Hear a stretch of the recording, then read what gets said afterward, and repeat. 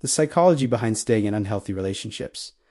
Leaving an unhealthy relationship sounds simple on the surface. If it hurts, you leave. If you're not being treated well, you walk away.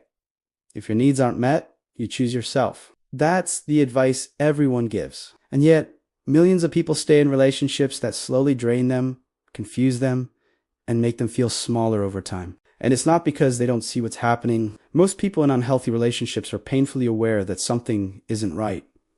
They feel it in their body. The anxiety, the overthinking, the constant questioning of where they stand. But knowing something is unhealthy doesn't automatically make you able to leave it, because staying isn't a logic problem. It's a nervous system problem. When you're in an unhealthy relationship, your brain isn't operating from clarity.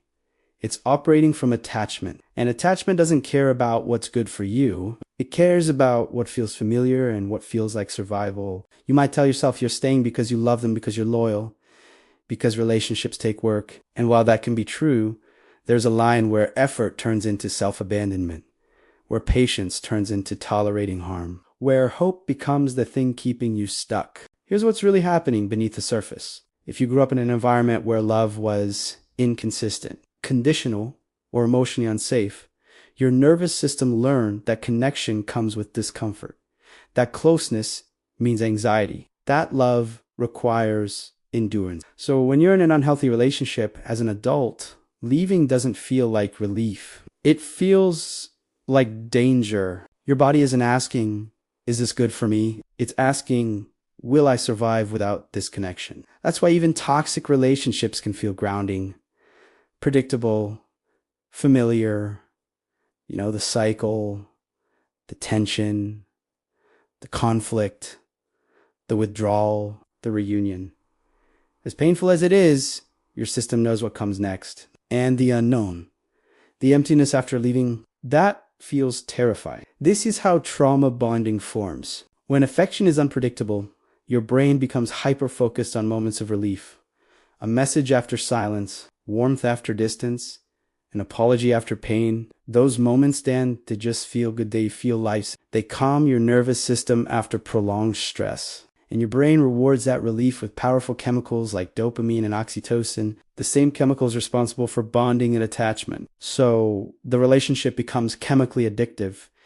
You're not staying because it's good. You're staying because your body is hooked on the cycle of pain and relief, stress and comfort, fear and reassurance. And here's the part most people don't want to admit. Staying often isn't about the other person at all. It's about what the relationship represents. For many people, staying is an unconscious attempt to fix the past. Maybe you had a parent who was emotionally unavailable, depressed, angry, or unpredictable. You learned early that love meant trying harder, being better, being easier, being less needy. You believed that if you could just get it right, they'd finally show up for you. So now, in adulthood, when you're with someone who can't meet you emotionally, something old wakes up.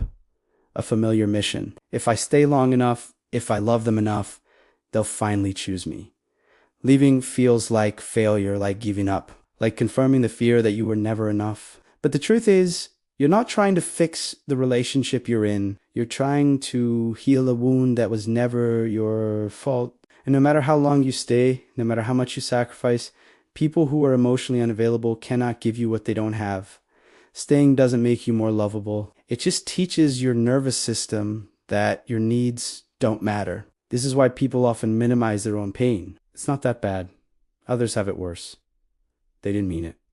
Because acknowledging how much it hurts would mean confronting the possibility that staying is hurting you more than leaving ever could. Healthy relationships feel different, not perfect, but stable. Predictable.com. And for someone whose nervous system associates love with stress.com can feel deeply uncomfortable. Calm feels empty, like something's missing, like the other shoe is about to drop. So sometimes, without realizing it, you create reasons to stay. You focus on their potential, their trauma, their good moments. You convince yourself that leaving would make you selfish, disloyal, or unloving. But staying doesn't make you strong. Sometimes, staying is just fear wearing the mask of hope. Healing begins when you stop asking, why can't I leave? And start asking, What am I afraid will happen if I do? Afraid of being alone. Afraid of feeling empty. Afraid of having to face the grief you've been avoiding. Afraid of discovering who you are without the struggle. Leaving an unhealthy relationship isn't just about ending something. It's about sitting with the discomfort your nervous system has been avoiding for years. And that's hard. Really hard. But every time you choose yourself, even in small ways, you teach your body something new. You show it that connection isn't the same as survival. That love doesn't require you to disappear. That peace isn't a threat. Over time, the grip loosens, the pull weakens, and staying in pain stops feeling safer than walking away. You begin to understand that you don't need to suffer to be loyal. You don't need to stay to prove your worth. You don't need to keep choosing pain just because it's familiar.